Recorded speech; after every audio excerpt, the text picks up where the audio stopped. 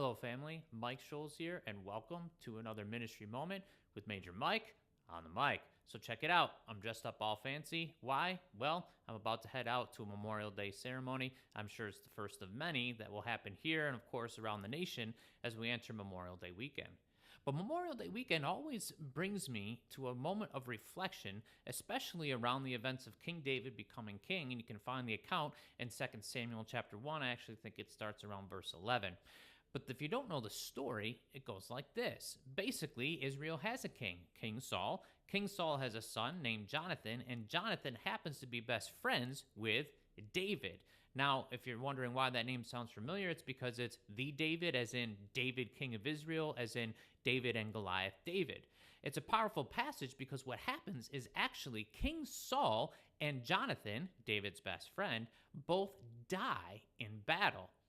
When David finds out the news, David is actually the one who's anointed and about to become the next king of Israel. But when he hears the news of Saul and Jonathan's death, the Bible tells us how David tore his clothes, sackcloth and ashes. He's in mourning. He weeps because he desires not to just relish in the joy of him becoming king, but actually remembering the great sacrifice that Saul and Jonathan gave on behalf of their nation, the nation of Israel. He wept and he mourned because he didn't want to forget. He wanted to remember. I think it would have been terribly inappropriate if David didn't mourn, even though Jonathan was his best friend and David didn't get along with Saul so well. He still understood the great sacrifice that has happened.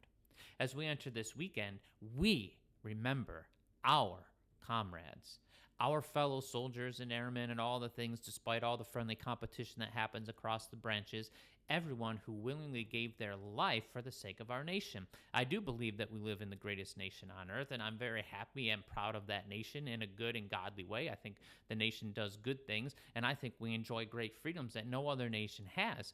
But those freedoms, even though we live in a free country, those freedoms were not free. They were purchased with the blood of our fellow comrades. And this weekend, we remember that, and that is incredibly important. And it is incredibly important to remember, maybe have a time of silence, maybe have a time of mourning, and all that is important, and I get it. But the reality is this: David did mourn, but he also still took the throne. David did not let his mourning stop him from his destiny. And one of the tools of the kingdom of darkness is actually to create what I call a soul wound. The kingdom of darkness wants you to feel so bad and remember and be in mourning so much that you actually forget to enjoy the freedoms and the celebrations that those people who gave their life died for. I think the best way to honor our fellow Americans and those who gave their life for the sake of our nation is to live the life they would have wanted us to live and the life they would have lived had they not had to give that ultimate sacrifice. The greatest soul wound in the army or in the military is sometimes what I call the soul wound of survivor's guilt. We're sad that they died and we are afraid to celebrate because we think that somehow we're dishonoring the memory and legacy of those who came before us and gave their lives for our freedoms. But the reality is this: David still took the throne, and David still mourned and remembered. We can take the throne of victory and the freedoms and enjoy them this weekend because of those sacrifices. It's okay to smile. It's okay to laugh. It's okay to enjoy the celebrations and the barbecues and all the things that happen this weekend while simultaneously remembering the great sacrifice that purchased them. We don't have to be bitter. We can be better because our country is better because of the sacrifices given by those who gave their lives for the sake of it.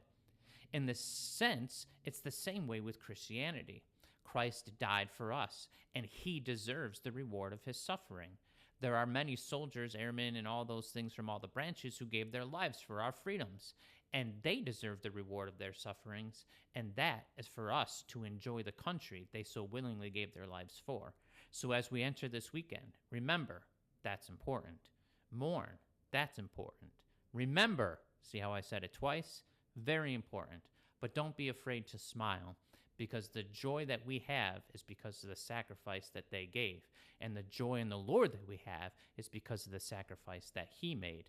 That's how we remember, and that's how we honor. Amen? Amen.